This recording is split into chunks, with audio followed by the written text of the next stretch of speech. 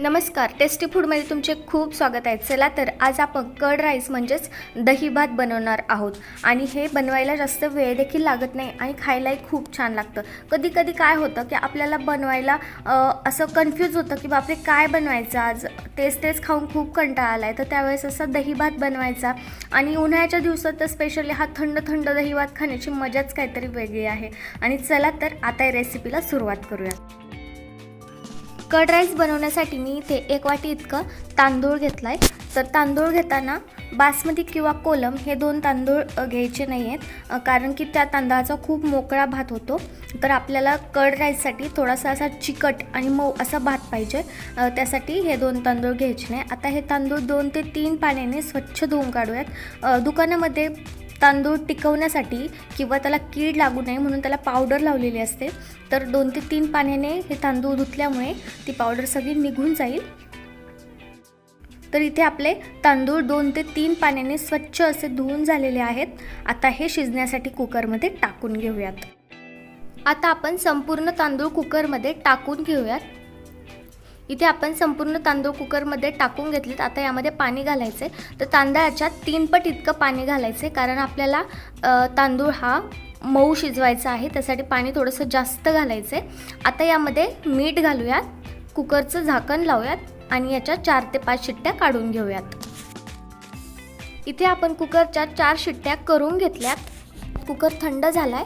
आता याचं झाकण काढून घेऊया आणि इथे तुम्ही पाहू शकता की भात चांगला मऊ शिजलाय। आता हा चमच्याने चांगला हलवून घेऊयात। इथे आपण भात चांगला हलवून घेतलाय। आता हा एका मोठ्या भांड्यामध्ये काढून घेऊयात। आता कुकरमधला सगळा भात आपण या कढईमध्ये काढून घेऊयात।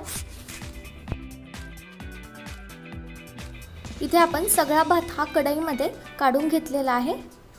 आता हा थंड करून घेऊयात। इथे आपण भात चांगला थंड करून घेतलाय। आता यामध्ये घालण्यासाठी दही घेऊयात। तर मी इथे 3 वाट्या एवढं दही घेतलंय। ज्या वाटीने आपण तांदूळ मोजून घेतलाय त्याच वाटीनं 3 वाट्या एवढं दही घ्यायचंय। आता दही हे चांगलं फेटून घेऊयात। दही घेताना फ्रीजमधलं थंड दही घ्यायचे।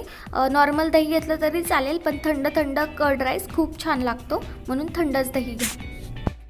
इथं दही चांगलं फेटून झालंय। आता यामध्ये 1 चमचा इतकी साखर घालायची आणि यामध्ये थोडंसं मीठ देखील घालायचं आणि हे पुन्हा सगळं छान मिक्स करून घ्यायचं। इथे आपण साखर आणि मीठ दह्यामध्ये छान मिक्स करून घेतले। आता हे दही आपण भातामध्ये टाकून घेऊयात। इथे आपण संपूर्ण दही हे या भातामध्ये टाकून घेतलंय आणि आता दही आणि भात छान मिक्स करून घेऊयात। इथे आपला दही आणि भात चांगला मिक्स झालाय। आता यामध्ये बारीक चिरलेली कोथिंबीर घालायची आहे आणि कोथिंबीरही छान मिक्स करून घ्यायची आहे। इथे आपली कोथिंबीर छान मिक्स झाली आहे। आता यामध्ये तडका घालायचा आहे। तर तडक्यासाठी काय काय लागतं ते पहिलं पाहूयात। इथे तडक्यासाठी मी मोहरी घेतलेली आहे, जिरं घेतलेलं आहे, तसेच 2 ते 3 हिरव्या मिरच्या बारीक कट करून घेतलेल्या आहेत, 2 सुक्या लाल मिरच्या मधून कट करून घेतलेल्या आहेत, थोडंसं कढीपत्ता घेतलेला आहे, उडदाची डाळ घेतलेली आहे, थोडासा हिंग घेतलेला आहे आणि लसूण आणि अद्रक याचे बारीक तुकडे करून घेतलेले आहेत। आता फोडणी तयार करून घेऊयात। तडका देण्यासाठी मी इथं वाटी गॅसवरती ठेवून घेतली। आता यामध्ये 2 पळी इतकं तेल टाकून घेऊयात। तेलाऐवजी तुम्ही तुपाचा देखील वापर करू शकता। आता तेल गरम झालं की यामध्ये मोहरी घालायची। तर मी इथे 1 चमचा इतकी मोहरी घातली। मोहरी तडतडली की यामध्ये जिरं घालायचे। तर जिरं देखील 1 चमचा इतकं घातलंय। आता जिरं थोडंसं फुललं की यामध्ये उडदाची डाळ घालायची, तसेच लसूण आणि अद्रक घालायचे, हिरव्या मिरच्या देखील घालून घ्यायच्यात, सुक्या लाल मिरच्या तोडून ठेवलेल्या त्याही घालायच्यात आणि यामध्ये कढीपत्ताही घालून घ्यायचा आणि हे सगळं छान मिक्स करून घ्यायचं आहे आणि 1 मिनिट हे मीडियम गॅसवरती परतून घ्यायचं आहे। आता यामध्ये हिंग घालूयात आणि हिंग देखील छान मिक्स करून घेऊयात। अशा प्रकारे आपला तडका तयार आहे। आता हा भातामध्ये घालून घेऊयात। इथे आपला तडका बनवून तयार आहे। आता हा भातामध्ये टाकून घेऊया आणि संपूर्ण भातामध्ये हा छान मिक्स करून घेऊयात।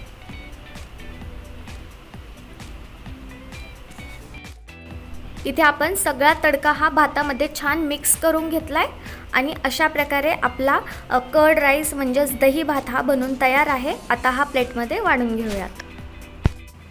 अशा प्रकारे आपला हा दही भात म्हणजेच कर्ड राईस बनून तयार आहे। तसेच याला दही बुत्ती देखील म्हटलं जातं।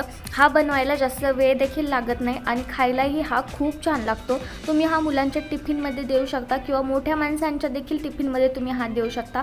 प्रवासामध्ये तुम्ही हे नेऊ शकता। प्रवासामध्ये नेण्यासाठी हे देखील एक बेस्ट ऑप्शन आहे आणि थंड थंड हा दही भात खायला इतका छान लागतो। तुम्ही एकदा हा नक्की ट्राय करून पहा, तुम्हाला देखील हा नक्कीच आवडेल। आणि कधी कधी काय होतं की काय भाजी करायची हा प्रश्न पडतो, तर त्यावेळी हा दही भात तुम्ही बनवा, सर्वांना हा दही भात खूप आवडेल। अशाच नवनवीन आणि चटपटीत रेसिपीज पाहण्यासाठी टेस्टी फूडला सबस्क्राईब करा। थँक्यू।